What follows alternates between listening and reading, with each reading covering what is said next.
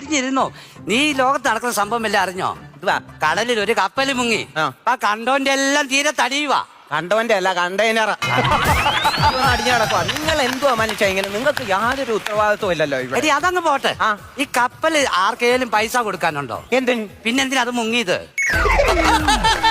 ഞാൻ എന്തോലും വിളിച്ചു പറയും. നിങ്ങൾ ഈ പണിക്ക് പോകാതിരുന്ന് എന്റെ കുഞ്ഞുങ്ങളെ കാര്യം എങ്ങനെ നോക്കും? ഈ ടെൻഷൻ അടിക്കണ്ട. ടെൻഷൻ അടിക്കും ഞാൻ. എടി നിന്നെക്കാട്ടി ടെൻഷൻ അനുഭവിക്കാം ഞാൻ. അറിയാവോ എന്തിനാണോ? എടി 6 വാട്സാപ്പ് ഗ്രൂപ്പിന്റെ അഡ്മിനാ ഞാൻ. അറിയാവോ? എടി 12 മണിയാകും ഞാൻ ഇവർക്ക് ഗുഡ് നൈറ്റ് ഇട്ടിട്ട് ഒന്ന് കിടക്കുമ്പോ നീ പിന്നെ വെളുപ്പിനെ തുടങ്ങണം ഗുഡ് മോർണിംഗ്. ആരടിക്കും?